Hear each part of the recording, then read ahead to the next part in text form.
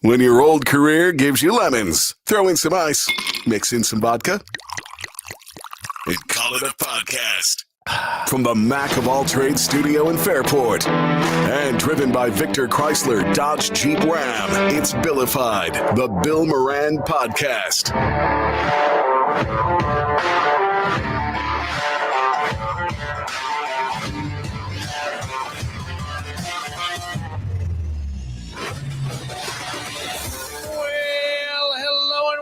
Thank you for getting your pot on. Thanks for telling a friend. That's how we spread the word about the pirate ship.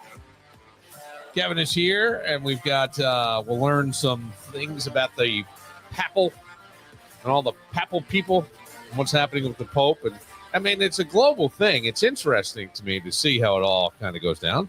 And we will talk to former Buffalo Sabre and current, I believe, assistant head coach or assistant coach. Yeah. Former Amherst, too. Yeah, former Amherst, Nate Pace. Yeah, former Amherst. I so badly. I got to find a way to weave it in. Don't get me a phone call tomorrow. I'm not going to get you a phone call. I got to weave it in. Dan Mason will call me about that, too. Danny is here. I was worried about Danny just a few minutes ago. Traffic. Yeah. No, I understand, but this is the message I got from Dan right here. Minutes, bro. 5 minutes. It's 4 minutes and 55 seconds long, and we tells Beth. 5 minutes, bro. 5 minutes. It's like, that is the greatest drop ever. 5 minutes, bro. 5 minutes. I feel bad that you were rushing in here. We were trying to. We don't begin till you show up. It's fine. That's cool. I know that we have. You have several times. Oh, we have? Oh, yeah. Oh. One time with that one lady who was trying to have a rock, paper, scissors contest. Oh, no God. Payoff. Yeah, well, you were lucky you weren't here for that. Well, and that's why I was here. I showed up for Listen, sometimes I book winners, sometimes I don't. Oh, that doesn't matter. It doesn't matter. It's all. They can't all be tens, Danny. Yeah, but it's like the NFL draft with you. No, but the construction is outrageous right now. That's brutal. Yeah, I mean, $490. If I don't remember to get off at Fisher, I'm stuck in that deadlock because it goes down to one lane. Yeah, and then so they all get off here. They all, Yeah. But and the other thing too is the potholes still haven't been resolved.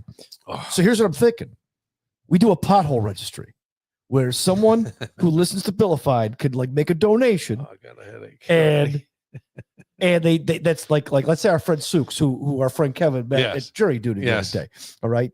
Even though we're not supposed to give their real names. All right, you met juror 147. Did you confirm with him my thought that I had heard? What? In the courtroom? Because there was a few Hispanics that had really Hispanic names that spoke nothing but real Spanish. Bro, it's Latinx now. And they had a couple why can't you have a jury? No speak English.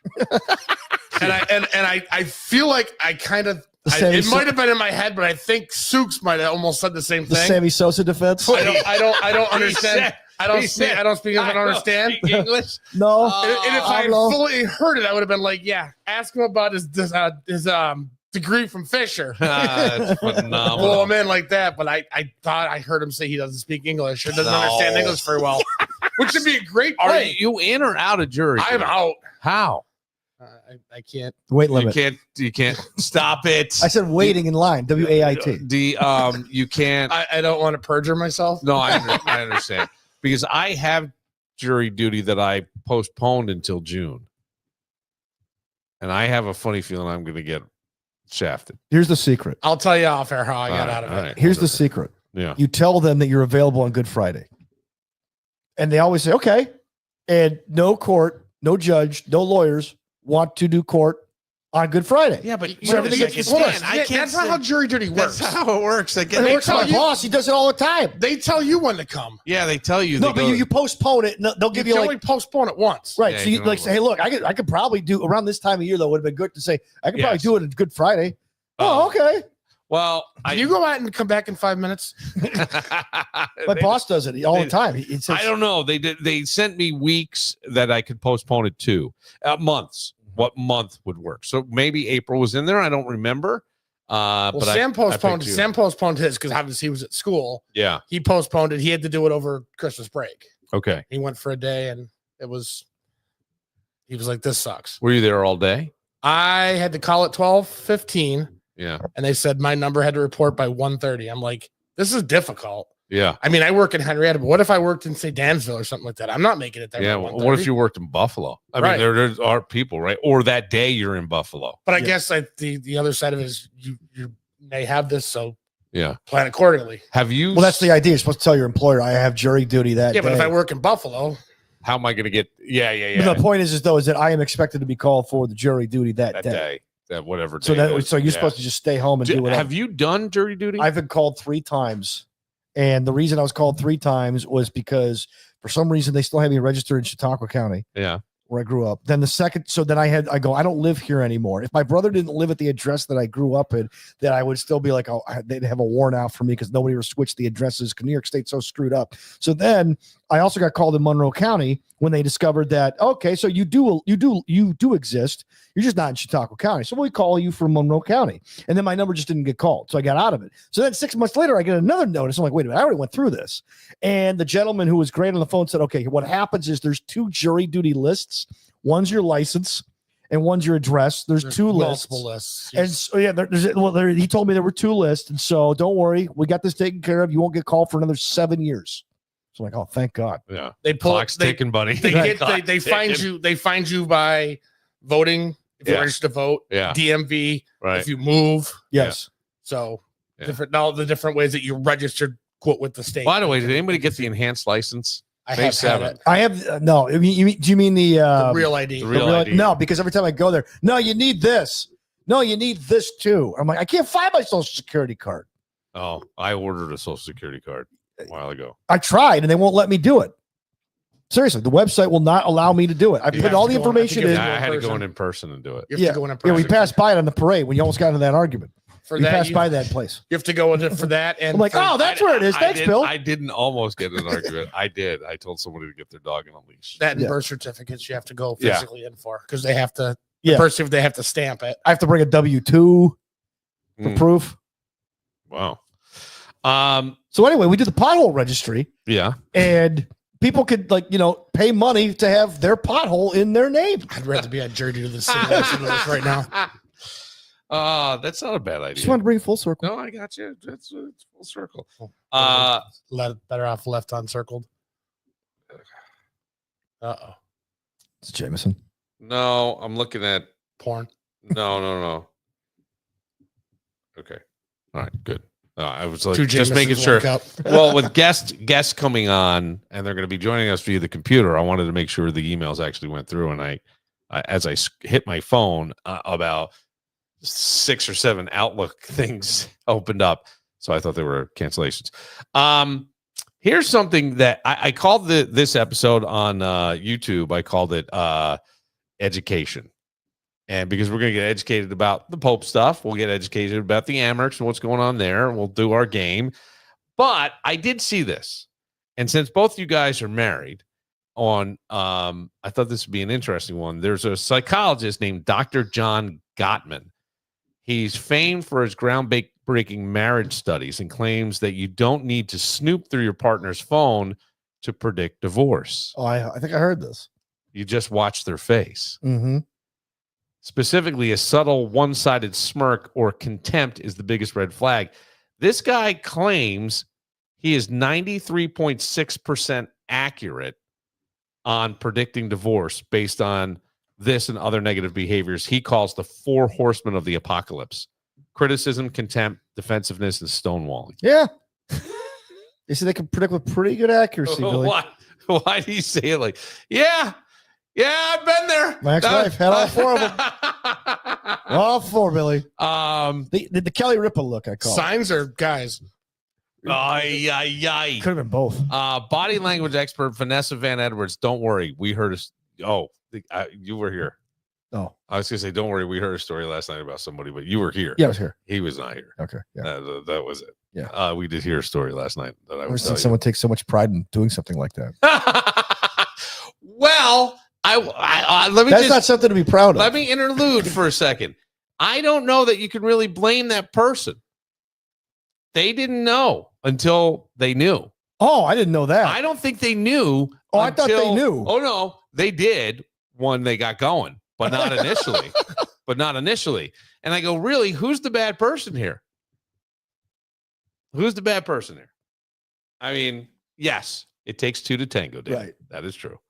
Body language expert. This breaks down how contempt is different from other emotions. But I'll say this: our subconsciousness, I think, where there used to be "don't wear your heart on your sleeve," I would be called out in meetings because I had contempt written all over my face. Like I hated some of the meetings that I had to go. I remember. Were you worse than BJ? No. BJ was a pain in the ass because he would fire off like a fucking car alarm about some shit that just didn't matter. It just didn't matter. He was making mountains out of molehills. And you just didn't want to be there. No, I didn't want to be there. I just wanted We to didn't go want to be on. there, but also like the idea presented didn't make sense. But I will say this: I think our subconscious expressions are more honest than our words. Oh yeah, that's why they call it the 738-55 rule in communication. What is 7% of the words you use, uh-huh. 38 is the tone, and 55 is your body language, right? So if I say something like the Bills suck, Yeah. right? It sounds like, Sounds like 100% accurate to me. it could be a lot of it could be taken a lot of ways, right? I'm saying the Bills suck or Bills suck. Like, you see how I'm doing it, but like my face, but you don't get the full effect until you see me say it. Yeah. Like, is it sarcasm? Because clearly they don't.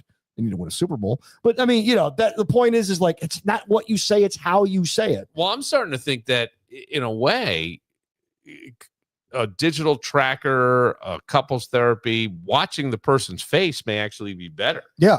Contempt and stonewalling, eye rolling is one. I guess that they say too that eye rolling, lip curls, and lint picking. In other words, just looking down and picking stuff off your. Yeah, I don't want. Are all silent signs of contempt. I don't want to be here. Well, if eye rolling is a thing, then I'm on the list because my wife eye rolls me all the time just because I have a mouth. Yeah, but you do. Yeah, but part of that is just being funny, or she doesn't find it funny. Well, that's why she rolls her eyes. There might be some contempt. I guess there is. I guess.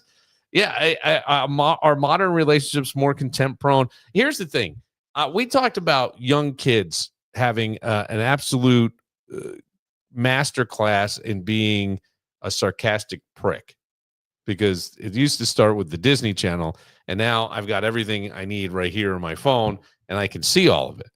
And I do wonder if that has even gone into adults, where sarcasm and those sorts of things, like you're saying, your wife rolls her eyes, that's become just the way we communicate. It's just my coping mechanism. Well, meme culture, right? We see all that stuff. This coping mechanism is a great one. Social media, we see snark all the time on there. And I do think it's now a coping mechanism. Yeah. Or I'm just a douche. One of the two. I would say combo. But the thing is that you're a combo platter. 735, 45. But we used to Bill, when you and I would go to a morning show boot camp, and all these people would talk about, they used to complain that they had to play 6 songs an hour because all these people are calling us and telling us it sucks, so we have to play 6 songs an hour. And Bill goes, 1% of your audience calls a show. The other 99% stays home and does nothing. So now attribute that to, you said that. I know. So attribute that to social media. Most people, if you go through Twitter right now, you can see how many people viewed a post. Yeah. Of the thousands of people who viewed a post, or maybe the hundreds, or in some cases in mine, like 8. How many people actually like it? You don't get 8. How many people actually like the post or interact with the post? Right. Very few. It's the non-spoken minority that are dictating the conversation, the sarcasm, the BS, the echo chambers. That's who it is. That's why you got to step out of it, put the damn phone away, and just, all right, family, let's chat. Let me. Nobody wants to do that. It's just something. Well, they even made a commercial on Progressive about it. Yeah, but just that's something to be aware of in your relationships, even for yourself.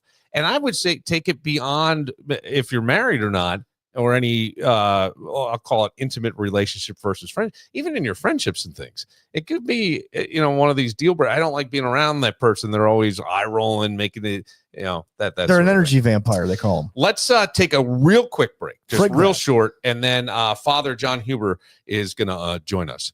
And he's waiting patiently online. I don't want to waste any of his time, but the Pope, it's a big deal, and it was a big deal always in my family growing up. Now, I don't know if the father even like hearing this.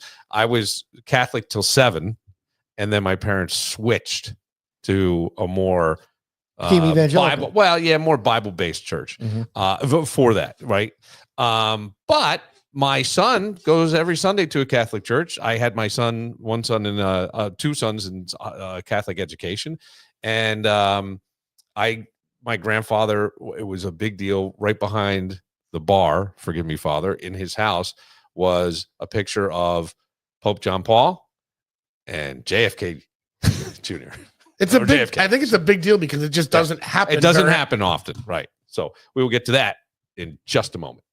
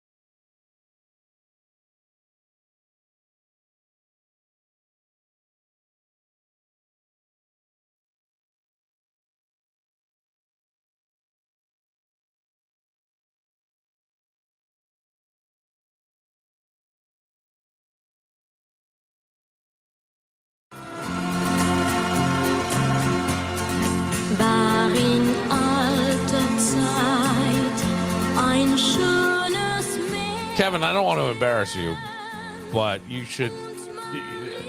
Father Huber was your French teacher. French and theology. And theology at Aquinas. Yeah. Okay. You cannot tell me what this song means at all, can you? I can tell you the name of the young lady. Okay, what is the name It's of close the personal friend of Father Huber's, Muriel Mathieu. Well, she has a beautiful voice. Father Huber, thank you for taking the time to join us. And That's better. Okay. I don't want to I'm sure you were an excellent teacher. I'm just not sure how good a student. Kevin, He was pretty good. You were actually just playing a song in German. Nice job, Paul. Give you one job.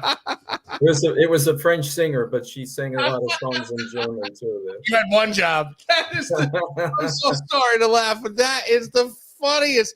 And I should have known when I looked at the title. It didn't look very French. It looked like it had more almost guttural sounds and a lot of V's in the beginning of words. Rar and the Maiden, it was called. Yeah. Do you speak German as well? Only a little. Only a little. How many languages do you speak? French, Spanish, and English. I think speaking another language to me is one of the I would have greatest thought gifts Latin. you could You don't have ever- Latin? Well, yeah, but you don't speak Latin really. No. It's already written out. My son took Latin from 6th grade to senior year. He was all about Latin. He was a Jesuit, though. We don't like. Yes, we he don't did like go- that side. He did go to McQuaid. But I went to St. John Fisher, which was Me Basilian. too. Yeah, okay. Me too. My father was a graduate of there in 1969, and I was a graduate in 1994. And Nice. and Dan, who's here, was a graduate in what year? 2000? 2002. 2002. Okay. I'm class of '85. Boy, you have served a lot of roles and very educational roles. Yeah. That's a big deal. With the passing of the Pope, and I know this is a deeply emotional moment for Catholics around the world. What spiritual and emotional impact does it have on the global church community and clergy like yourself? Well, the Holy Father is our father, and so he's our paternal figure. We look to him for guidance and advice and for the direction of the church. And so we feel like orphans when he's not with us. And it struck me, I'm in Orlando right now at the National Catholic Education Association's convention with 3,500 other Catholic school people. And the bishop celebrated Mass yesterday, and it kind of hit me when, in the Eucharistic prayer, part of it is we say, together with Francis, our Pope, and so our bishop. In Rochester, it would be Salvatore. In Toronto, where I live, it's Francis. So it was Francis. But then not to hear his name at Mass yesterday because we don't have a Pope right now. So it was just together with the bishop. There was no mention of a Pope because we don't have one. And that was kind of, it was like a little sharp attack to the nerve because we're so used to having him there. Can you walk us through what happens in the Vatican immediately following the death of a pope? What are some of the rituals and traditions? Because we do see, I think there was pictures on the news and certainly on the internet of the Pope laid out in his dress inside his coffin. But what are some of the rituals and things that go on? Well, there's some very traditional rituals that go back centuries and centuries and centuries. His room has to be sealed. His papal ring is broken. So they take a hammer and smash it. The Carmelengo is his personal assistant that kind of takes care of the ritualistic things and then calls the cardinals to the Vatican. And they're already arriving because his funeral will take place on Saturday. And so there's a period of mourning that I believe this time is lasting 9 days. And then shortly after that, the cardinals will get together and start voting. But they're already arriving in Rome now, and they're already discussing amongst themselves. And they could go into the Sistine Chapel. It's a very ancient ritual. Most of us don't know a whole lot about it because we're never at such a thing. Yeah. But, Talk to me about the secrecy. It's fascinating. The secrecy and the symbolism of the papal conclave is really something that I think many people are intrigued by. What can you tell us about how cardinals are selected to vote and how the actual voting process may or may work? It does work. So there's slightly over 100 cardinals right now. And those that are under the age of 80 are called to go to Rome, and they will eventually join what's called the conclave. I heard some interviewed yesterday saying they don't like the word secret, as if it was a secret process, but it's confidential, and they're sealed in a room, and they're sealed within a certain area within the Vatican, and they can't go out and talk to the press and tell you who's ahead and who's behind and those kinds of things.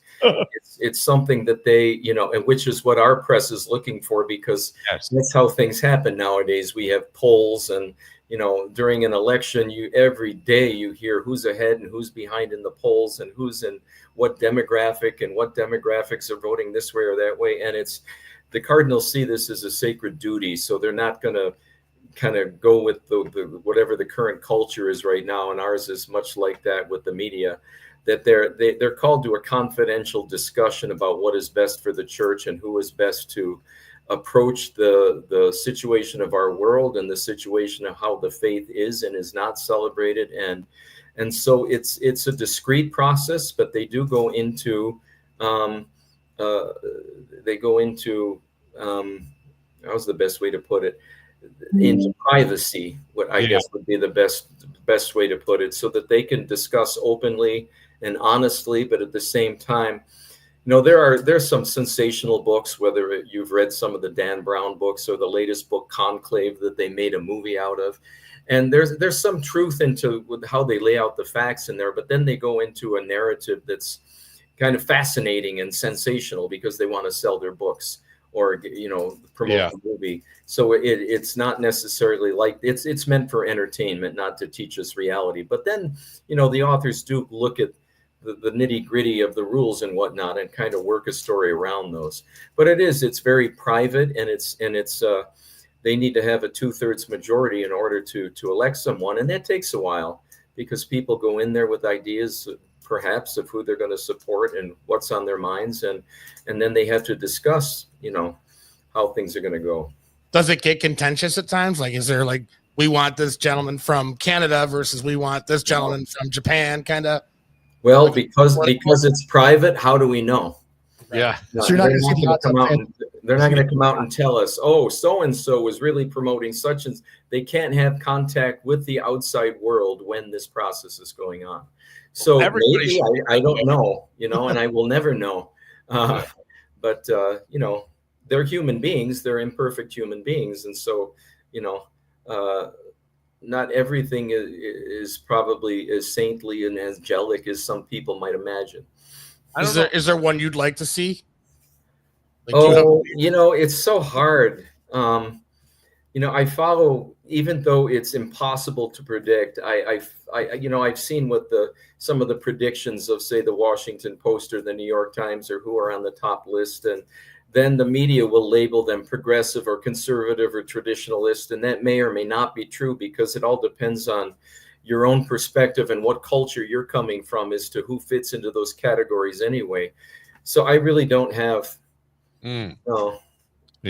Sort of the horse in the race kind of thing. Any shot of the Cardinal from New York or the Cardinal from Newark making it this time? An American Pope? Was that Timothy Boland? It's possible. Yeah. How long? I want to get back to kind of what you were saying, even on the progressive thing, but taking a step back, is it fair to ask how long does it typically take between a pope's death and the election of a new pope? So we're in a mourning period right now, a mourning period of 9 days, and then the funeral is going to take place on Saturday, and I believe the mourning still goes on for a few days after that. I believe the conclave could begin as early as the 6th of May, and then or start as late as the 12th of May. So they haven't told us yet the exact timeline. Technically, it could happen on the first vote, but I really doubt it, that they'd go in and 2/3 of them would all be on the same.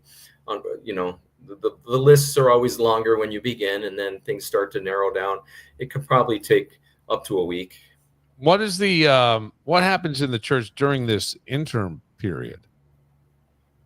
Well, we're kind of on hold. Yeah. Okay. We've got people that live up to their responsibilities at the Vatican and elsewhere, and all of our bishops and cardinals and people in their various roles and responsibilities. All of that goes on, and Mass continues, and people continue to worship. And I know the whole world is praying, that this process go well, and that the Holy Spirit enlighten the cardinals to choose the man who's right for the job. So I guess my question is, like, who does the Pope's funeral?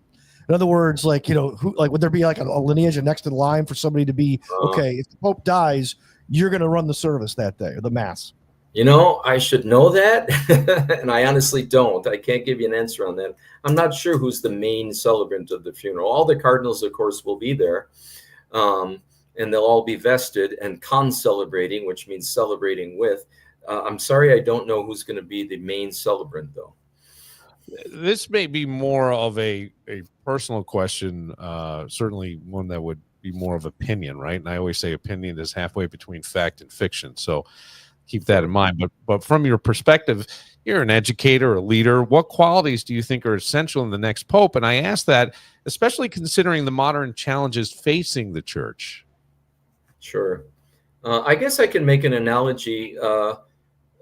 Kevin knew me. Actually, I call him Stéphane because that was his name in French class. Love it. And that's actually, when he texted me about this the other day, he said, "This is Kevin," and I had to ask, "Is this Stéphane?" Because I know several different Kevins. I wasn't sure who it was.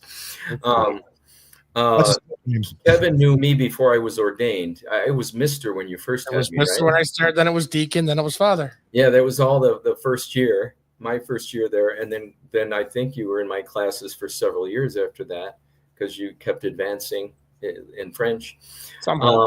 And I went from young teacher to eventually I went and got a doctorate, and then did a degree in Catholic school leadership, and eventually I was a vice principal, and then I was a principal, and then I was a president of a Catholic school. And in a sense, I could see the different my role really changed from being a classroom teacher, which, by the way, I think is the most noble of all of those professions, because you're closest to the students and your feet are on the ground. But when, like a lot of different roles of leadership, the higher you get, your responsibilities increase. And you need a man who knows how to manage correctly. And there are many, many good holy priests who don't necessarily have the skill of managing. There are some men who could be, a great teacher or a great assistant pastor, but probably not the best pastor. We have a joke within our community that never put the holiest guy and make him the treasurer, because he might not spend correctly, because that's not within his line of talents. So for the next Holy Father, you need someone who has managed a diocese, I think, and managed it well, but who also, as Francis would say, who has the smell of the flock, who has been with people and knows their struggles and knows the issues that they're dealing with, much like we're called to know the people that we're dealing with and the struggles in an evolving culture. The culture today is much different than it was, even when I was teaching Stefan when he was 15 years old. Things have changed. And I know your son graduated last year, and I think his high school experience was probably a lot different than yours. And in the same sense, whoever eventually becomes Holy Father has to deal with the fact that things aren't the same as even 10 or 20 years ago. And do you have the skills, the managerial skills, the patience, and the holiness in that? This is all comes down to prayer and your personal relationship with God and how you serve people. You need a whole list of skills and talents to be able to do that. And there are very few people that even come close to having those skills, I think. You had talked to it earlier too, with going through and like New York Post and this and that, having the quote favorites list. Yeah. When I kind of saw the one I saw, just looking at it age wise, is there not a thought maybe to go with a younger, like a 45, 50-year-old that's going to be around for, for longer? Sure. That's what we did with John Paul II. Yeah. Came in young, and then he was with us for a few decades. Right. And then Francis was older when he was elected, so he hasn't been with us for a few decades, just, a little over 1 decade. That's I'm sure they take that into account, but they don't come out and tell us what they've been talking about. So it's all kind of, we try to figure it out from the perspective of common sense. So yeah, it very much could be, but who knows? Right. I know the one question Bill was asking, he asked me, and I didn't have any idea either. Why choose a papal name versus using, Pope John Huber scenario? Well, because his role is totally changed now. He's the vicar. We go as far as to say he's now the vicar of Christ on the earth, and because of that, he has to give up and abandon just about everything, and so with a new name that really stresses the fact that he doesn't have a last name anymore. He's at service of the people, and he's this person, and he gets to choose the name. But I met Pope Francis a couple of years ago, and I was with a few other priests, and one asked him, "Do you miss Argentina?" And without even thinking, he said, "Nope." And I would think, gosh, if I'm native from Rochester, and people ask me, "Do you miss Rochester?" I haven't lived there in over 30 years. I say, sure. But I suppose from his perspective, it's my responsibilities and my world is different now, and I can't look back. He looks back in the sense of how he served people and how he saw the suffering of people. And he was a guy that took the subway and really dedicated himself to the poor. So he doesn't forget that. But from we also asked him, what do you miss? And he said, "I miss being able to go out for a walk and just walk up and down the streets and whatnot and encounter people once in a while." He says, "I can't do that anymore." Yeah. How did that experience kind of shape your view of the papacy? For me, it was a personal experience that was personal, like meeting him individually. So it wasn't necessary. I wouldn't necessarily say it was a uniquely papal experience. I was meeting the Pope, but he was just so down to earth and so kind and so gentle. And it was like just, meeting a mentor, meeting a father, and sitting there for 20 minutes and chatting. And then he gave us some gifts. I don't know if any of you remember, during COVID on Good Friday, he went out all by himself in front of the Vatican with everyone was hiding in their houses or had their masks on and whatnot. And he did the whole service all by himself in the rain. And the book that he gave us was pictures from that day. That kind of a precious book as well. And he gave us rosaries as well. But it was intriguing in that we had to pass by all kinds of guards to get into where we were going. And it was interesting too, the buildings there are so old that you don't walk down hallways. They don't have hallways. They just go from one big room to another because that's the way the building was built. And so we went from one big room to the other with beautiful artwork and tapestries and whatnot on the wall. But then when we finally met him, and we were warned ahead of time, he doesn't like the kind of diplomatic stuff. Do not get on your knees and kiss his ring. He hates that. He just likes to sit down and chat, which is what we did. That makes it a little more, I feel a little more authentic. Yeah. I don't know if you feel Fair the same. enough. Yeah. Yeah, It good for seems Pope like- Francis. Yeah, that's interesting. Well, I know that this is a big deal. I think also I am curious as to how social media plays into the papacy today. And where he said he couldn't go out and walk down the street or Right. really just go for a walk. I feel like with that, and in the social media world we live in, we were talking about this just a little bit ago. Everything is sarcastic, or I heard you. I was nodding my head when you were talking. some kind of contempt to it. And I feel like every move, especially of someone that high up, is criticized or questioned. And so you have to be someone who is I guess almost, I want to say tone deaf. I'd like to say thick skin, but tone deaf, in that you. Oh, you're right. You're right. I was Yeah. at a conference earlier today and on Catholic education, and the gentleman that was leading the conference said, what do you think the number one complaint I got at my school when I was president was? And he said, the number one complaint was that the school wasn't Catholic enough. And he said, you know what the number two complaint was? The There's too school Catholic. was too Catholic. Wow. It's just people. Yeah. And so, if you try to please across the board, you're going to disappoint in a sense. But he actually found some creative ways to deal with that to satisfy both sides. Sure. But at the same time, it's true that, and I learned that just going into the administration of a high school, especially now with families that are much smaller and parents who just have one or two kids, they'll call the principal directly. They won't talk to the teacher or the counselor or the vice principal before then. They'll call and complain about the tiniest thing, and say to me, do you think it was fair to give a 25-question quiz in 10 minutes on a Wednesday morning? And I'm like, well, what did the teacher say when you talked to her? I'm calling you. I'm not talking to well, what do I know? There are a lot of people are just we would call them helicopter parents at school, but hypersensitive and then read into things that really were not originally meant. Right. I think I that always- with the church, I think that's become one of our challenges. Is quite often, whether it's through media or other sources or written sources or whatever it might be, or just people conversing with one another, people see Christianity and the church as somehow, that's that organization that forbids you to do this and this and this and has all these rules and constrains people and doesn't treat everyone equally.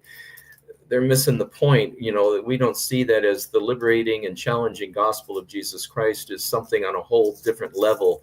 And rather than focusing on your interpretation of the rules, really takes away from the real true focus. I as you were talking, I always think that I say this to my son sometimes when they get upset. I said, there's no meaning to anything other than the meaning you apply to it.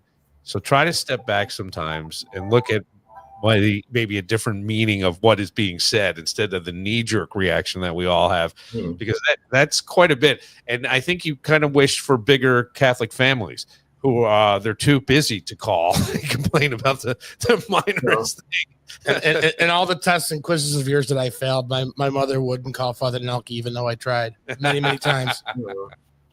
I don't remember you failing much. He's just being nice. I remember this kid with braces on, sitting in the chair with a big smile on his face, no matter what.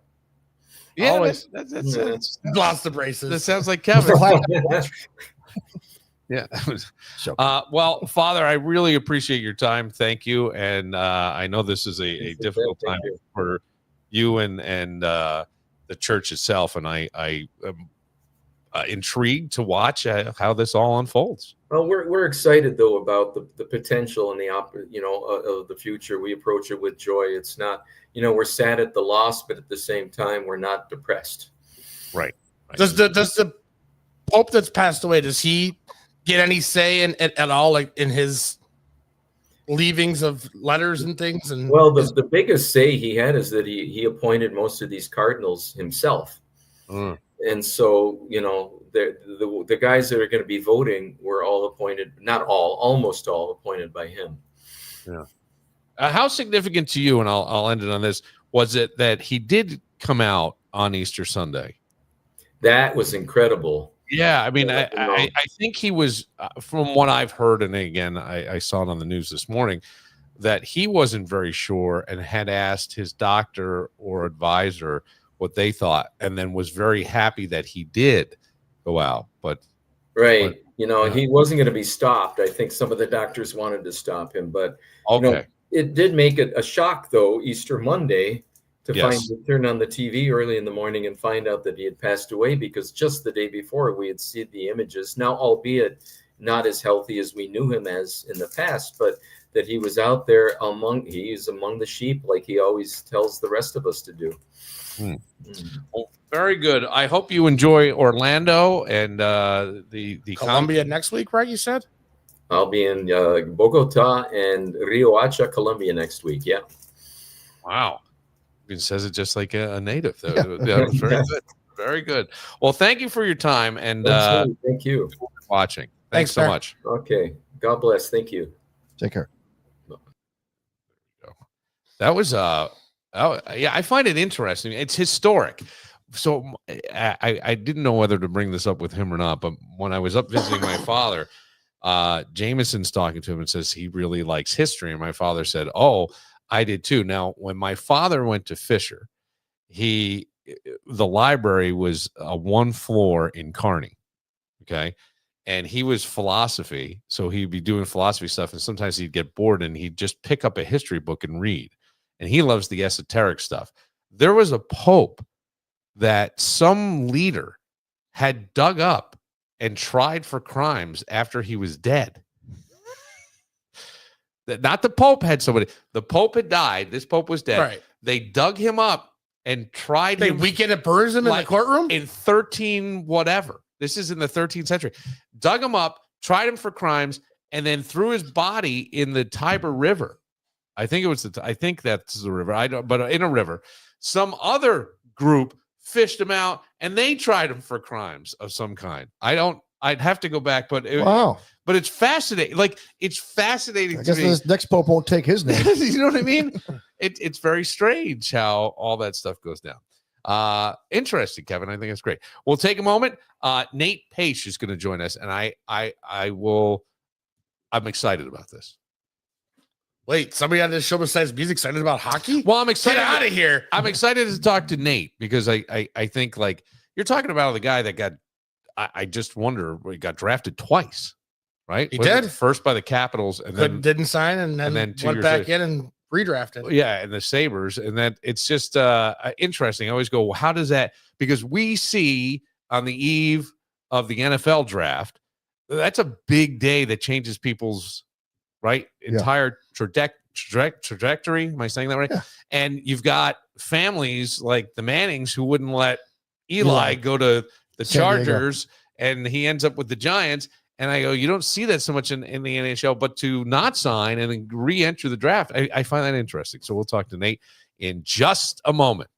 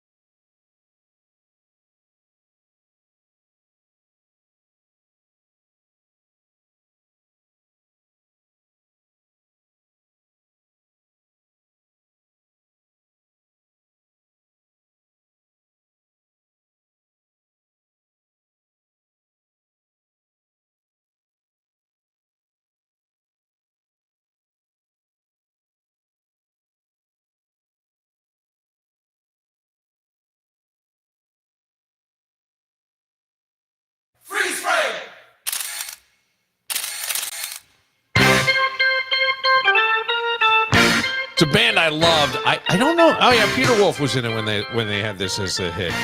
They kicked him out, the lead singer. I want to get him on the podcast. He's got a book. And he was married to Faye Dunaway for a while. He's got a great story about throwing all of Jack Nicholson's living room furniture in a pool. It's convoluted, but it's great. It's a great story. He basically Rich recreated people trouble. Yeah, it's definitely rich people trouble. Very, very rich people trouble. I'm sure there was no cocaine or anything involved. No, none at all. Not a thing. Not in the 80s. Nathan Pace. Now I don't know because I did try to call. Who was the Nathaniel, and I called him Nate, and he got very upset. Nathaniel Hackett. He was a coach, but now they call him Nat. Yeah. Oh, they do. Yeah, and he's out of a job. So. Hello, Nathan. How are you? Good. How are you guys? We're good. Nate Pace, who is retired but drafted twice. I find that fascinating because you look at the NFL and I mean, they're trying to guess and guys are leaving early. Even the NBA. We will look at Cooper Flagg. He is declared for the NBA, and you just wonder maybe he won't sign and he'll go back to college. Who knows? But what was that like for you doing that? It's weird. I mean, that's the one thing with hockey, with the draft being at the age it is. You got young kids, and it's a difficult decision at that time. And it didn't work out. I wasn't offered a contract the first time, and I had to re-enter the draft. And was fortunate enough, and everything worked out great going to Buffalo. And obviously, the opportunity ended up presenting itself in a few years. So it was kind of a blessing in disguise in the end. Yeah. Go back to like your NHL debut with the Sabres. What do you remember about that moment and that season? Because that was a good time for them, if I'm recalling correctly. Yeah, my first one was regular season. My second game was Game 7 of the conference finals. But my first one, we played in, I think, Binghamton, then took a bus all the way to Toronto. And we had an afternoon game, and I woke up early just to go have breakfast. And I remember walking down, and Connie said, the car's coming to get you. You got a game tonight in Buffalo. So I played the night before in Binghamton. I went all the way to Toronto, then I went all the way back to Buffalo. I think I had a quick nap and a little snack, and that was my first game against New Jersey Devils. And it was kind of cool too. It was against one of my close friends. Brian Giunta was on New Jersey at that time. Yeah. So that was my first game against Gio. Okay. Brian's mom taught me how to skate. That's Brian's mom did? Brian's mom taught me how to skate. Look at this. I did not know. That's awesome. Yeah, you get into a high-stakes Game 7. Buffalo hasn't been back there since then, basically. They haven't been back there, right, since 2006. I mean, I don't think they've been back into anything as close to the Stanley Cup. No. Right? I mean, the next step was that. For you, that had to be a heart. Is it just another hockey game to you, or do you kind of feel the moment of what it is for the fans? Sometimes I think players can kind of erase that stuff out of their mind, the nonsense, the almost the pomp and circumstance that we put around it. It's Game 7, where for you guys it's like, hey, it's another game and we're going to win this one. Yeah, no, that wasn't another game. You can try to sugarcoat it, but it's not. It was only my second career game too, so I was nervous, and I hadn't played in quite a while. I don't know if you remember, a couple of games left in the season with Rochester. I was in a fight, and the guy fell on me, and I had a high ankle sprain. So I was on crutches. I was just getting back to skating. I had probably only been skating fully for 3 weeks before that game. So it had been at least 2 months before I'd played, maybe more since I'd played a hockey game. So I think almost the gravity of the situation was like, well, what I got to lose? I mean, I haven't played in forever. And it was fine. I think once you got through the first shift, then it was just a hockey game. But in the third period, I remember when they scored, just how loud. I've never experienced anything like that or ever again. It's hard to keep your emotions in check when you're in a building, and it's deafening for the whole third period. The playoffs are just a completely different beast, and which makes them the best. It does. That's interesting because I always wonder how players are affected or not, as these things go on, because you're human too. And you're right, man, that noise, I think I would get so caught up in it that I want to start punching, which I think is a shitty way to be, but I want to win so badly. Like that would be me. But that's the good noise. The other noise is when you're out there on the power play and you got Joe Blow sitting up in a 300 yelling to shoot every 3 seconds. Oh, yeah. Some of that stuff you can kind of get away from. But you went on then later on. I think it was really your leadership. You win 2 Calder Cups with the Griffins, and that had to be a pretty special team then. Yeah, the first one was unique. I actually spoke with the guys. A lot of similarities with the first time I won in Grand Rapids. Rookie head coach, up and coming great head coach, Jeff Blashill. Some older veterans that have been around and played in quite a few minor league games, and then your up and coming stars like Tyler Bertuzzi, Thomas Nosek, those type of guys. Sorry, that was the second one. The first one was Gustav Nyquist and Thomas Tatar, 2 guys that obviously had great careers. And then the second one were a little older outside the 2 guys I just mentioned. I mixed up the 2 ones. And the first one was incredible. It was my first championship in pro hockey and really in a larger scale hockey. And then the second one also kind of took the icing on the cake because I was the captain of that team and we won it at home. Winning a championship in your home rink, there's just nothing can really replace it. And fortunate enough to be captain that season, to be able to have the Calder Cup first and then take it to my teammates and took it over to my family. It was that was just a real unique experience. And the after party probably was pretty fun too. Yeah, I was going to ask. It was legendary in '96 here. Oh, I know. Everybody got a hurt from that Calder Cup. No, they did. They got strep throat. Strep throat. That's what it was. Did people get strep? Everybody's drinking out of the damn cup. I wouldn't do it in '96. I would not do it. I don't know if anybody got strep throat, but somebody dropped it, and we got sent a bill for $5,000 to fix the Calder Cup. Jeez. And that cup in '96, it was in every. I think it was in every single bar in this town. Yeah, and it was on the hands of Metcalf, and 95% of them. Sounds like we had a metter in Grand Rapids. His name was Mitch Kellen, and I think he pretty much lived with that Calder Cup for the next week at every bar in town. That's kind of funny. You did spend a season overseas playing in Germany. Now, just a few minutes ago, I thought I was playing a song in French, and I played it. It was actually in German, and the person we were interviewing corrected me because I'm so stupid.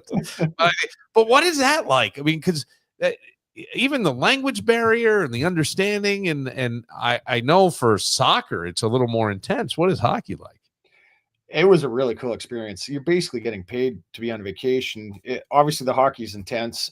Training camp, the one difficult thing is very long there, and 2-a-days, all that kind of stuff. But the season is you play 2 games a week. You're at home a lot. The fans cheer the whole game, kind of like it has that soccer mentality. So during all the play, like the music won't show. The people are banging drums or singing songs, chanting all during the play. So the atmosphere, I really love the atmosphere of European hockey. And we traveled while we were over there. The one thing is my son, he was a year old. So having a 1-year-old traveling the world is a little difficult, and he was not an easy baby. Well, the smaller they are, the more shit you have to have. Forgive me, but I mean, it's more like, it's playpens and cut and this and claw. It's like, and don't lose the teddy bear. Yeah, no, we left a whole bunch. There was a whole bunch of toys, and there was a slide we left in Germany, a bunch of stuff because we didn't know if we were going to come back. Ultimately, it was Grand Rapids called, and it was a better move for my family at that time to come back to North America. But we really enjoyed our time. I mean, we traveled Berlin, Prague, Switzerland. I played in the Spenger Cup in Switzerland and Davos, which was just wow. You've ever been to Davos? I never have. Yeah, so a lot of good experiences over there.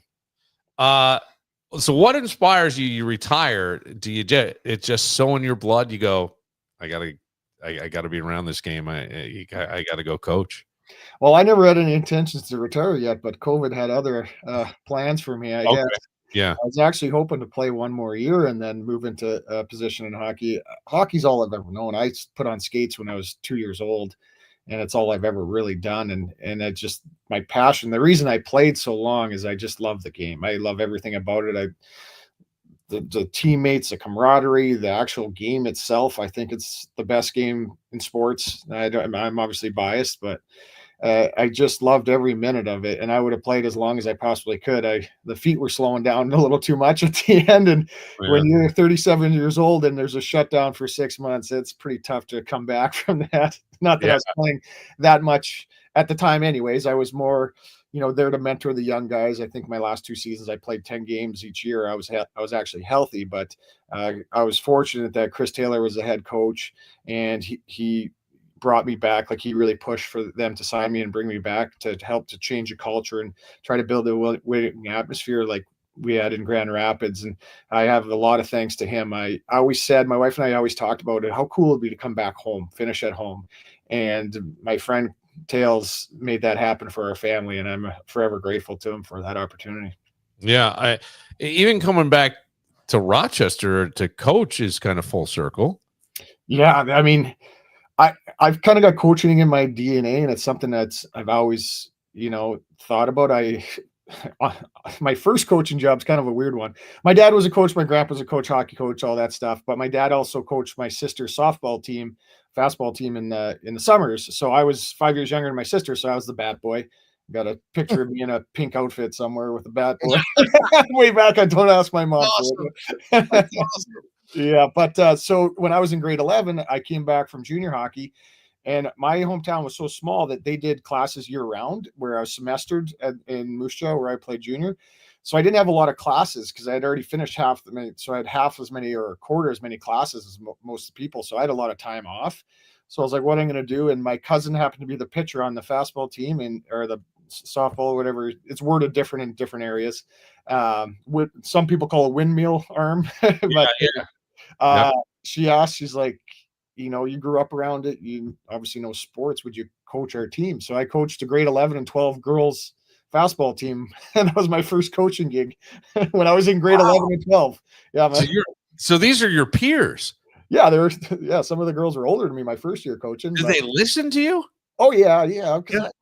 We're all friends. I mean, these were my friends. Yeah. Stacey, you're starting tonight. Your mom looks good. You go to prom with me? Yeah. So if you don't put me in, I'm not going to prom with you. That's amazing. So now here you are coaching, and the Amerks are, I mean, it's on fire. Yeah, we have a strong team. We got a really good mix. Like I said, it reminded me of my first year that we won. We have this young up and coming goalie in Devin Levi. We had Peter Mrazek in Grand Rapids that really was an elite goaltender at the time. And then these young talented, we have a slew full of first round talent on our team. And then we have some older veterans that are, those glue guys. You look at a season like Brett Murray's had. I played with Big Murray. So you have that mix of young superstar talent, and obviously Roseanne, Oslin, Kulik, and then you add those older guys, and we got a really good D core too, mobile. It's a lot of our D have had career years. So we have a nice blend, and we've had success because of the kind of the makeup of our team. Kevin and Jason have done a great job, but obviously now the real stuff starts, and this is where it's most important. Right. That's just Syracuse. Get past them, and it's just cakewalk. Well, having been there yourself, it's got to be, you have that perspective. Do the guys kind of gravitate and listen and ask you questions about what the experience is like, having won a Calder Cup, having been in those moments? Yeah, actually, Leo had me speak to the team yesterday, and I spoke about, the different experiences I went through and how important it is just to enjoy every day and live in the moment and not just be thinking ahead all the time. I think you get lost in seeing your final goal and not actually enjoying the moment of being in playoffs, being with the group of guys. And for me, that's important. I think when I was done the first one, I sat there and I was just exhausted, and I'm like, didn't really embrace the whole ride. Looking back on it, I wish I did more.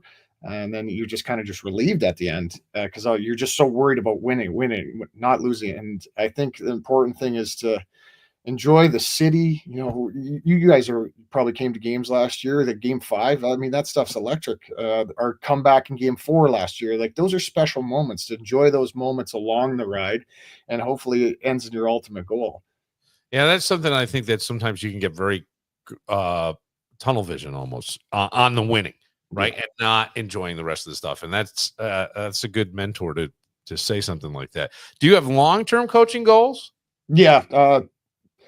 I want to coach kind of how I approached playing. Until they rip the suit off of me, I'm going to coach. But my Rangers are looking for a coach. If you make a phone call or two for you. I played with their GM. Oh, there you go. Now, I think, I don't know if I'm right on this or not, but I think that I'm not sure. I don't know who your wife is. I know that around the time I don't know whether to bring this up or not, because it was a very, very funny moment in my life. I was part of Brother Weeze's show. Yeah. I know. You and Weezy, Yeah. And I think your wife, before you were married, possibly, I don't know if it was you, had come and watched my kids with another player's girlfriend at the time. Possibly. I don't. Possibly. I think like once or twice came my guys who are now 24 and 23. So we're going way back. Yeah, I'm not sure if that would have. Okay. It may not have been. She was in school and stuff. I don't know if she'd ever been able to watch anybody's kids. Derek Roy. Oh yeah, Royce's. Oh, might have came with Bobby Joe. Yeah. Okay. They were friends. Yeah, that's possible. Maybe. Yeah. Okay. Bobby Joe used to. Yeah, watch your kids. Used to have my kids. Yeah, that kind of rings a bell now. Long time ago. It was a very long time. Like I said, my guys are 24 and 23. Yeah. But I think that we had a phone call that somebody asked for a copy of to be played in a locker room. Do we remember this? Do you remember this? I remember I made this so much worse as it went on, but I always thought that was very, very funny. I don't know if you're recalling. And I thought it was you who had asked for the CD or something through Wheeze. I'm not sure. Yeah, possibly. I can't. Again, it's been a while. I mean, Wheeze has got a great memory. Maybe he.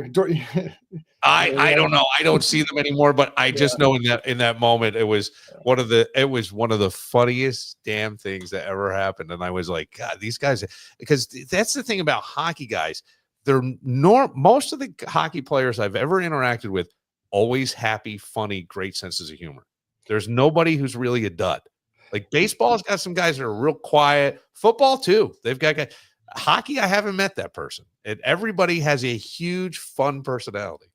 Yeah, usually like most of the guys. Obviously, some have bigger personalities than others, but yeah, you meet a lot of genuine people in hockey. But the show Shorzy nails it. Nails everything. Yeah. Yeah. I haven't watched that. Well, you should. Actually, one of my old teammates is on that show, John Morasti. He's one of the gyms. Nice. Wow. Yeah. So that name I remember that he a fighter back in the day? Yeah, John Morasti. He was a tough guy in Syracuse. I remember him. Okay. Yep. All right. Well, this is I would say take a lot of focus for you guys, keeping everybody's head in the game. How do you do that? How do you keep kind of all the players' minds where it should be? The biggest thing is controlling your emotions. There's ups and downs, and these 5-game series are tough because every moment's a little more magnified when it's a quicker series. And I think the biggest thing is not getting too high, too low. Can't let one goal affect you either way. You just got to keep playing what's made us successful all season. We can't veer away from why we had success during the regular season. We have to play the same way in the playoffs. You can't go in and be somebody that you're not. There's a reason we were successful, and we have to stick to our identity. And we have a fast, young, skilled team. We have to play fast. That's what we have to do. We can't get away from that. And just because it's playoffs now, we can't just go run around like chickens with their heads cut off. You have to play what makes us successul. Yeah. Is there a lot of tape watching in hockey? Yeah, we do, especially coaches. We do a lot of video. Yeah. You have to keep it shorter with the players, but coaches watch. I watch every game back. I clip and stuff like that. Sometimes individual meetings. You have team meetings, special team meetings.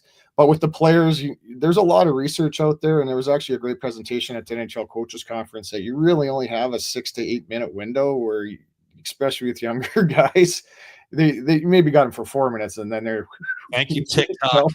Yeah, so right, it's all that everything. That's interesting that they're even realizing it now. The attention span is that short.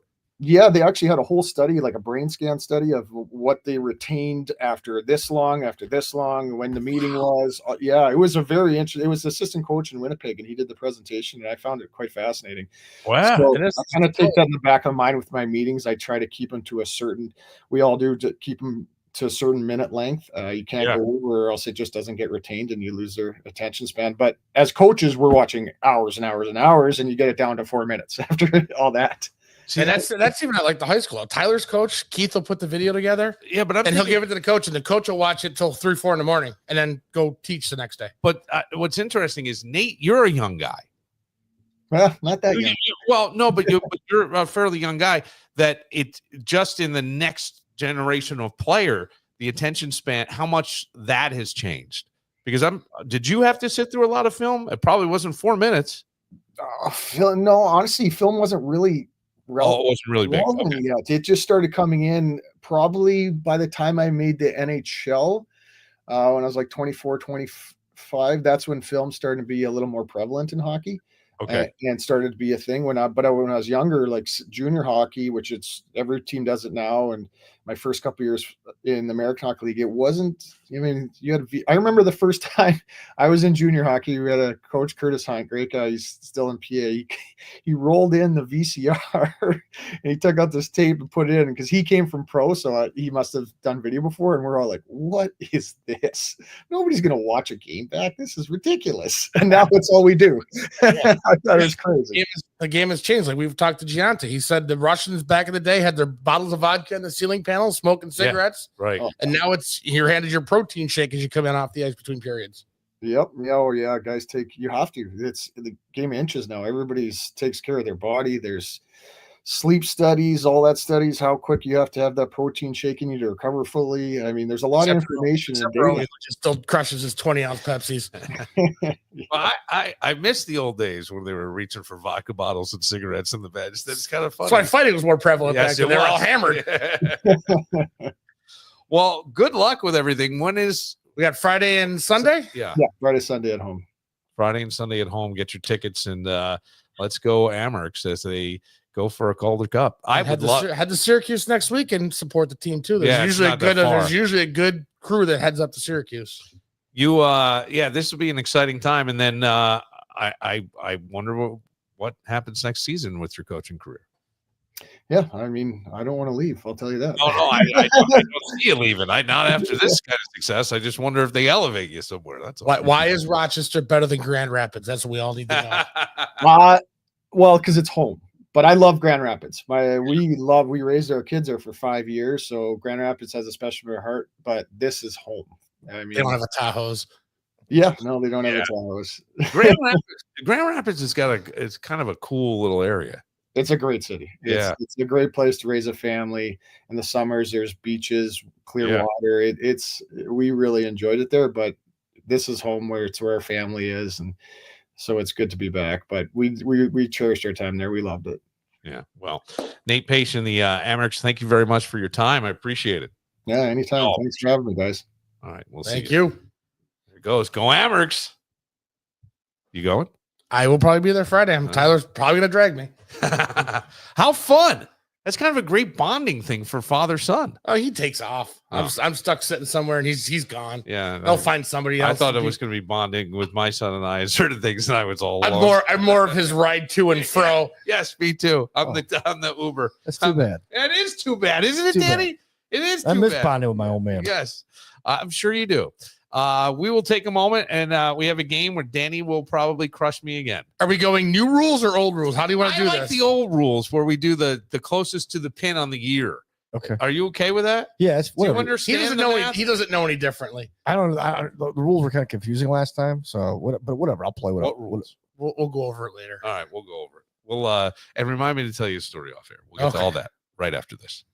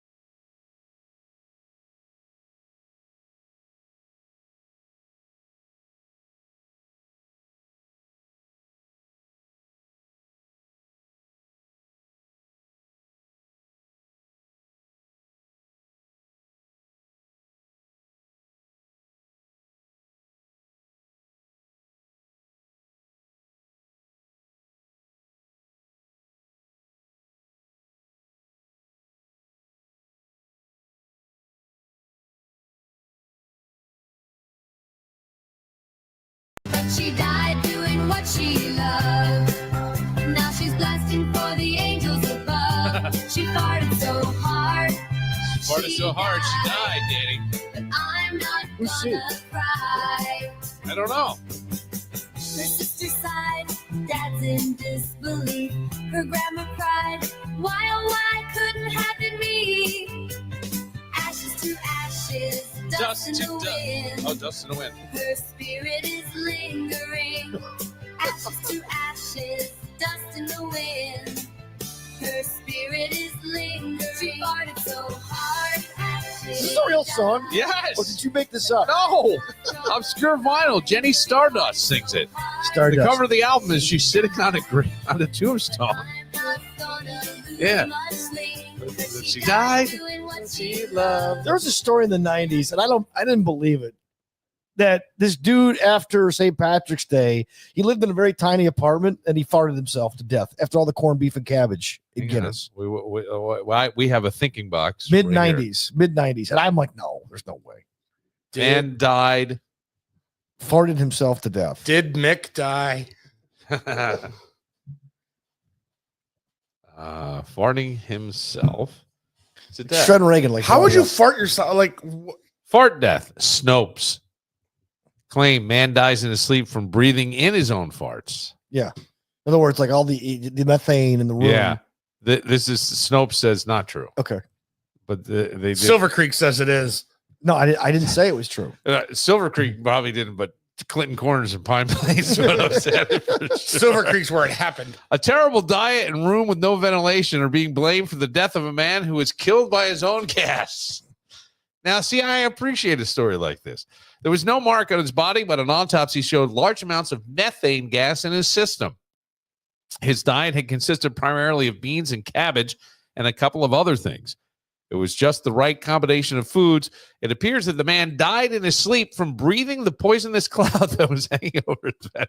Well, see, you'd start coughing, and then you'd try to get out of the room or try to open up a window or something if you felt you were suffocating. not if you were drunk. That's true too, Not if you were drunk. because it's a form of suffocation. I have been so drunk that I have stayed in places I never wanted to wake up in because I was too drunk to get out. Even though I knew I was plotting my escape, my escape from Alcatraz, but I could not physically get out of the way.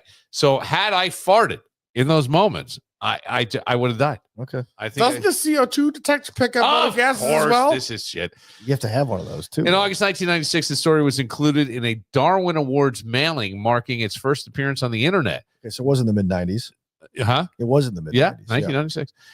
No attribution to a specific news source from which this account might have been harvested was given, but the date of the unfortunate sleeper's demise was pegged as March 25th, 1993. Very popular day in my life. The story has since circulated on numerous dumb death lists, sometimes with Bloomberg News tag attached. Bloomberg with Any fake notion news. of such a death occur. Not only don't any bona fide news accounts detailing the bucket kicking exist, but it isn't even really plausible that someone would die in such a situation. Gas expelled from the body may be gross, but it's not poisonous. Okay, So there you go. feel better already. All right. From My the wife usually says ew when I folklore do it. A far better tale is the venerable fart in the dark legend. In this story, the gaseous emissions of the victims don't kill her, though she fervently wishes they had. Man, I know that there's one motherfucker at this table right now who has Dutch ovened his wife, and his name is Kevin. I guarantee you did too. I did not. Oh, bullshit. That would not fly. I wouldn't. That wouldn't fly with Boo either, No. or my previous wife. I actually dated somebody. So the guy over here that does it, puts his foot down, is the man of his house. That's right. You're going You under. little bitches. You're going under. I know I dated somebody. And you put that Guinness down fast. What are you You talking just about? poured it during the commercial What break. are you talking about? That's not bad. Holy cow! He only poured a quarter. No, I didn't. We're not I know. even. We're I'm trying to help not you. even. Shut in, up. We're not even in the segment yet. All right, I know. Hang on. Jeez. But you know what this is? It's lubrication for my brain. Is it in the Oh, last yeah, segment? yeah. I was thirsty too, but Did you want one? just get one for yourself, you selfish bitch. Did you want one? No, not anymore. I can't drink that fast. I'll have another. Of course you will. Yeah, tomorrow there'll be plenty to choose from. Bad idea. Yes. For you to have another. So listen. Yeah. I had a friend that I was hanging around with an awful lot, and I had a camper at the time, and I took it up to a buddy's place on the Thousand Islands, Goose Bay, and I don't know what I did, but I think I bent over, aimed my ass, and farted in her direction, and as the air turned purple, it also went ice fucking cold, dude. Like fucking ice cold. Like to the point where I was embarrassed. Like if I could have taken the fart and shoved it back inside me, I would have done that. It was the worst. Like there was no play with this. Like none. And I mean everything. My brother had a girlfriend years ago that he got by running in her room at Cornell and farting on her and running out, which is what I did, but not on girl. I never farted on a girl. I used to jump up on guys' beds and rip the nastiest fart on their pillow. I used to come running in, leap onto the second bunk. I would start farting like sometimes midair and land on their pillow. I believe I can fly. I would fart on the pillow and then go running out. Spread my cheeks and touch the sky. I used to call it my pink eye disguise. My face, the pink eyes. I used to. But call four it. guys in a camper, you're laughing your fucking asses off for hours. Yes, but this chick, no play. Oh, dude, I felt like I didn't even know. I was so embarrassed because, by the way, my college roommate and his girlfriend are there. My other really good buddy from college was at his property. Everybody saw this happen, and like. You ever feel like you're like that fucking big as you walk away? I didn't even know what to do. I Did didn't she know what to- leave? No, she couldn't leave. We all Did she came to- walk away at all? No, she just kept reading in the cloud. She just sat there and took it. I guess. The cloud. Oh, it was a This is fucking. before the cloud. This is the cloud before the cloud. All right, yeah, all right. Kevin's got a game, and I'm gonna lose. You might not have. I don't know, unless she farted so hard she died, which is my new favorite song. I'm putting this on my playlist. She died, but I'm not gonna cry. I'm not gonna cry. She died doing what she loved. We've gone from talking about the Pope right back to fart humor. Well, you gotta.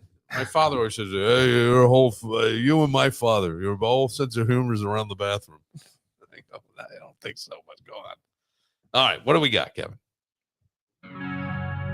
It's over.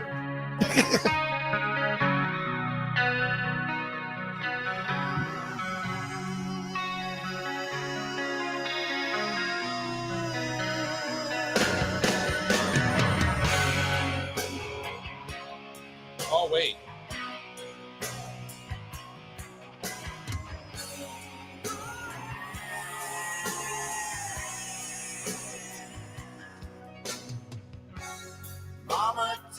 We want the bands here, not the original. Right. I can't use it anymore. Okay.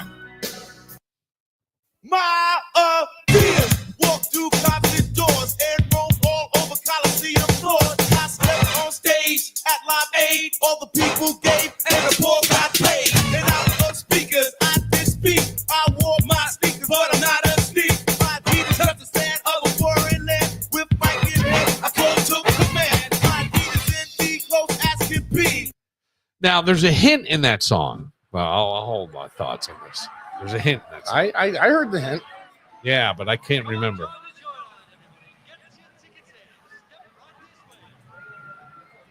Hello, you fool, I love you.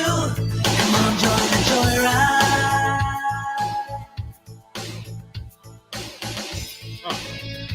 Very underrated group. I hit the road out of nowhere. I had to jump in my car. Be a rider in a love Fuck you. game. for that. No, seriously, fuck you for that. Because I Doesn't know it. get no money talk at all.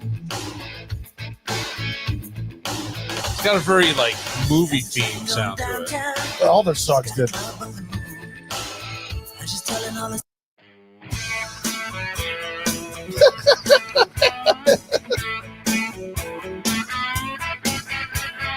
You Instagram efficient with Elizabeth Hurley. Yeah, I know. You son of damn. a bitch. She looks great. She's in He this? doesn't. Oh, he's with her? Yes. And I just saw who was the actor that she was married to for a while or with. Hugh Grant? Hugh Grant. I just saw Hugh Grant and I thought he was with some woman that had his arm around her, and I go, man, you took a step down from Elizabeth Hurley. Oh, the prostitute took him down. There's a story about President Clinton. He was once at an event with Warren Beatty. And he goes, you have Elizabeth Hurley's phone number? I'm your commander-in-chief. I command you to give me her number. Warren Beatty tells the story. heard it from a friend who heard it from a friend who heard it from another. You've been messing around. They say you got a boyfriend. You're out late every weekend. They're talking about you and it's bringing me down. I know this. Used to do it.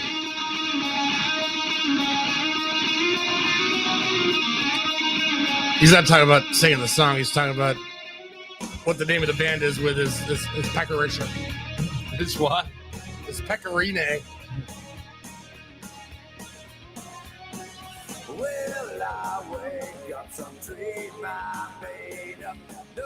You have no chance on this one.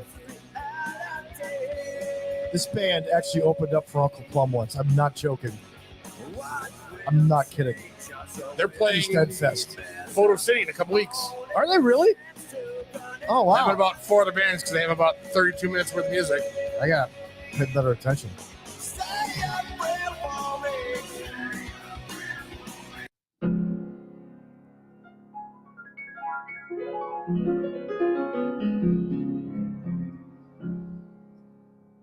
I know you wanted me to stay, but I can't ignore the crazy visions of me in LA. I heard that there's a special place where boys and girls can all be queens every single day. I'm having wicked dreams of leaving Tennessee.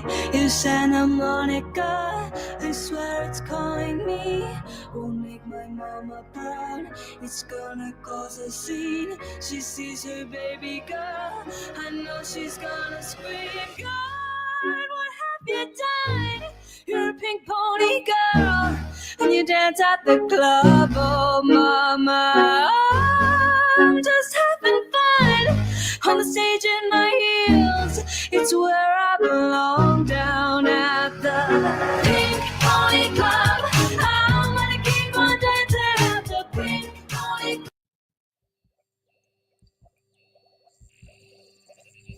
And that's when there's a 10-point bonus for the movie this song was featured in. I know you're hungry. Ah, and here comes dinner. Feed 'em my Frankenstein.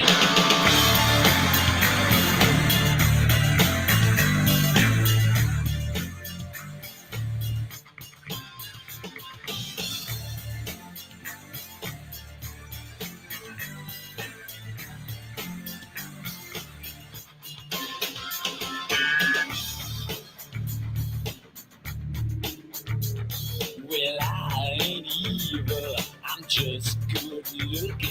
Start a little fire, baby, start cooking. I'm a hungry man, but I don't. Scratch golfing, this guy.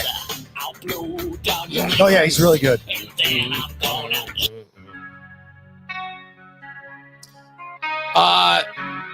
Guns N' Roses, Knocking on Heaven's Door. This was on the Use Your Illusions, and I couldn't Usually remember. one. Yeah, but I couldn't remember what year. 91. I think it's 91. I wrote 93. It's Unusual Illusion 2. It's Knocking on Heaven's Door, Guns N' Roses from 1990. Oh, I'm off by 3. Oh, wait, but I get 1 and 1, so I'm off by 1. No, you 5 and 5. 5 and 5. Oh, what are we doing now? So 10 year I thought this record came out in 91. 1 and 2 came out in 91. 1990. I'll be dipped. 10. And then you lose 3, so 7. My Adidas walk through constant doors. Run DMC, My Adidas, but this is what threw me. The Live Aid reference? Yeah, the Live Aid reference, and I can't remember. I thought that Live Aid was 85, so I said this came out in 86. That's what I said. 86. I didn't get the title, but I said Run DMC 86. It is My Adidas from Run DMC in 1986. All right. So what do you get for In the Hole? 10. So I got 20. Okay. And you got 15. Yeah. Oh, I don't know. This is Roxette Joyride, I had no idea. 1989. I wrote 1993. It is Roxette's Joyride from 1991. Oh, okay. You fool, I love you. 91, huh? 91. And then they just dropped off the face of the earth after the Pretty Woman. So Dan's at 14, 22. What are you at? No, 25. I'm actually higher than that. I'm at 32. Oh, I didn't carry the 2. That's It's Common Core. Oh, I hit the wrong button. My bad. Sorry about that. Billy Ray Cyrus, Achy Breaky Heart, 1992. I said 1991. It is 1992 for Billy Ray Cyrus Wow. and Achy Breaky Heart. Plus 20. Just another plus 20, Bill. Another plus 20. REO Speedwagon. Artie Speedway, Time for Me to Fly. No, Take It on the Run. It is Take It on a Run. Ah, fuck. Take It in the Buns, I said baby. 1984. I said 78. It is REO Speedwagon Take It on a Run from 1981. Plus 7. I don't know. I lost count now. You lost. Don't worry about it. 3, I did. Plowed Sponge, 95. I wrote 1994. It is Plowed from Sponge in 1994. Yeah! Oh, only 15 on this one, Bill. I'm going to give you a So chance. That was an 11-point swing there. No, I get 10, so that We'll give you a chance. It was 94. I'll be damned. I want to say this is, well, maybe Bill knows it. Bill knows it because I played it to the hook. well, I know it's the Pink Pony Club. Yes. But I don't remember who the singer I is. wanted to say it was Lana Del Rey, but I went with Chappell Roan instead. Oh, It is Chapel Roan with the Pink Pony Club. 2021? Boys and girls can No, Chaperone. I don't think it's 2021. I think it was 2020. Or Chapel Roan's Pink Pony Club from the year 2020. Oh, wow. Okay. COVID song. She's an interesting chick. Yeah. I can tell you the movie, too. I figured you would. All right, Alice Cooper. Yes. Feel My Frankenstein. Feed My Frankenstein. Feed My Frankenstein. I'm sorry. I wrote Feel My Frankenstein, so I get that wrong. Of course you did. I said 1986, and I thought Weird Science. I wrote 91, Wayne's World. It is Alice Cooper's Feed My Frankenstein from 1992 off the Wayne's World soundtrack. Plus 10 points for the Wayne's World? Yes, Dan. Okay. You don't need to tell. You already won. I want total. You won 35 points ago. I don't know how I Put my banner up. Put my banner up, Bill. I should have given you one of these for last night so you could put him against Hellman if you win it.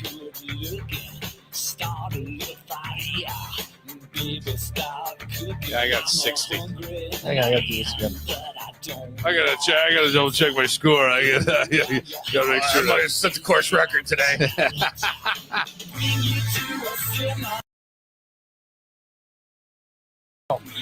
Nothing. Oh. 96. 96. Yeah, you beat me like 36. Crushed it, Danny. Just a Hang another one. crushed it. Wayne's World was such a great movie, but the second one was so bad. I don't remember the second. Exactly. It was so bad. I like them both. I don't think. Did you? I remember. Didn't hate one over the other. I also enjoyed all 3 Bill and Ted's. See, I never saw the Bill and Ted's. I only saw one. They'd be fun to go back and watch and take a little look at. Isn't it weird when you see a movie like Bill and Ted's Excellent Adventure where one guy goes on to be a huge star and the other guy just goes on? Yeah, I don't know. Like Keanu Reeves. Yeah. You know, they were co-stars, but like the other Alan Switzer does a ton of directing and producing. Does he? Yeah. So he's on the other side of the camera. Poor. He's not poor. No, okay. but Keanu stayed on the. I didn't know he was a director. I didn't either. Well, how would you know? I didn't even know his name.